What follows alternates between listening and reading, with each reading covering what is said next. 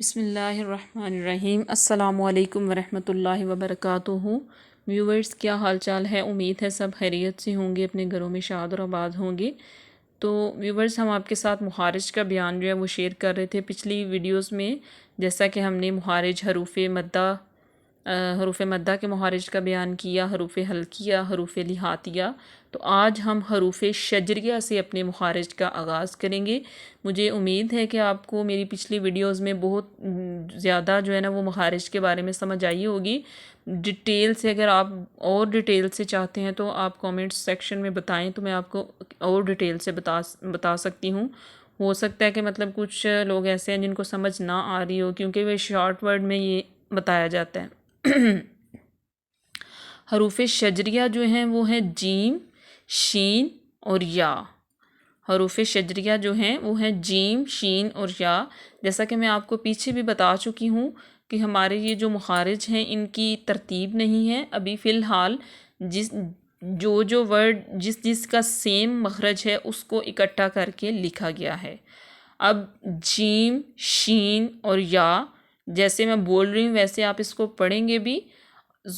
یہ مخرج ہمارا کہاں سے ادا ہوتا ہے؟ زبان کا درمیان، یعنی کہ زبان کا جو بیچ ہے وہ تالو کے جو بیچ ہے، تالو کا درمیان ہے، اس کے ساتھ یہ لگے گا۔ جیم، شین، یا یہ غیر مدہ اس کو کہتے ہیں۔ زبان کا جو درمیان ہے تالو کے درمیان سے لگے، اس طرح اس کو ادا کرنا ہے۔ ایک دفعہ پھر سن لیں کہ زبان کا جو درمیان ہے، جیسے جیم، شین، یا، اس طرح ان حروف کو جب ہم ادا کریں گے تو ہمیں معلوم ہوگا۔ پریکٹس جتنی زیادہ آپ کر سکتے ہیں اتنی زیادہ کریں۔ جیسے جیسے ہم مخارج پڑھتے جا رہے ہیں ہمیں چاہیے کہ ہم ایک نوٹ بک لیں اور اس کے اوپر اس کو نوٹ کرتے جائیں اور ساتھ ساتھ پریکٹس بھی کرتے جائیں۔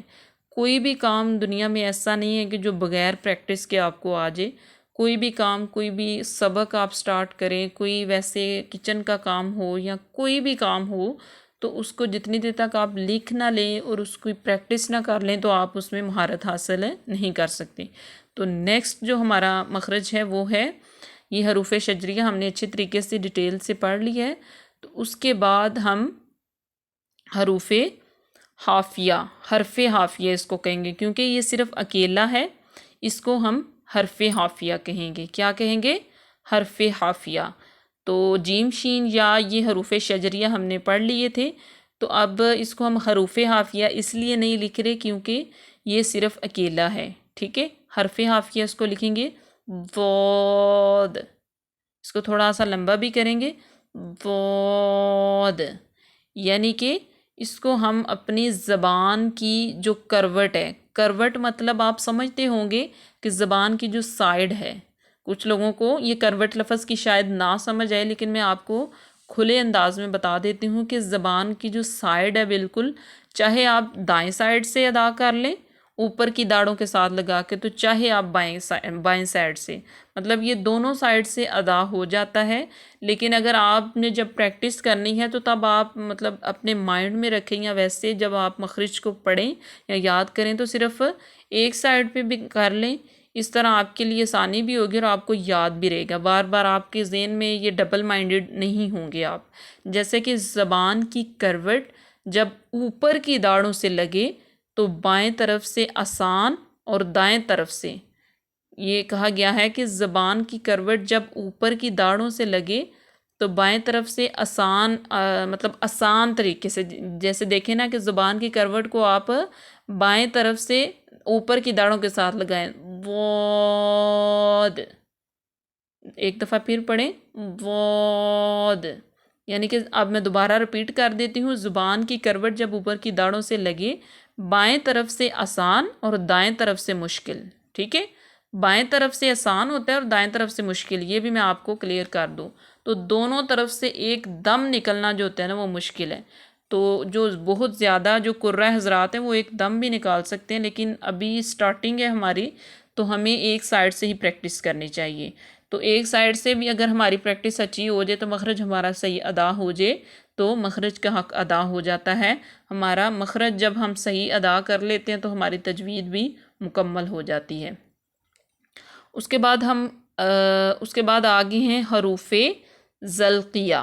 حروف ذلکیہ، یہاں پہ یہ میم جو ہے وہ سوری میں نے غلطی سے لکھ دی ہے، یہاں پہ میم نہیں ہے، لام کے بعد ہے نون، لام نون را۔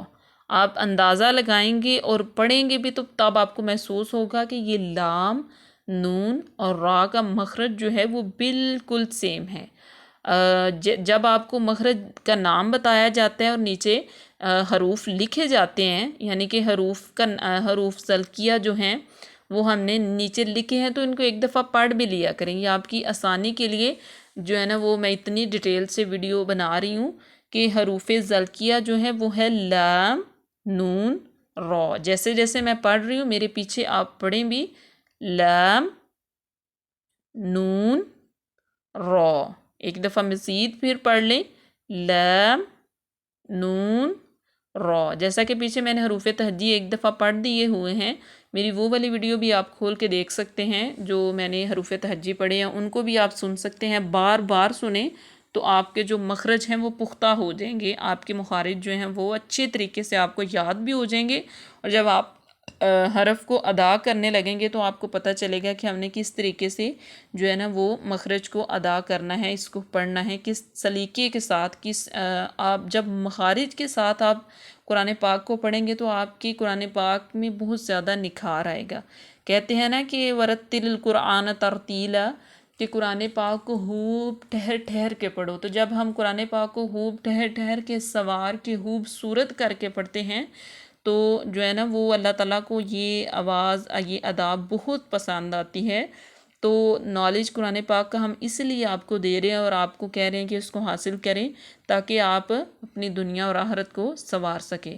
اب لام نون را زبان کی کروٹ کے آخر، یعنی کہ آخر سے زبان کی نوک تک کے حصہ سے جب وہ اوپر کے اگلے دانتوں کے مسوڑوں سے لگے، اس کی سمجھ آ گئی ہوگی۔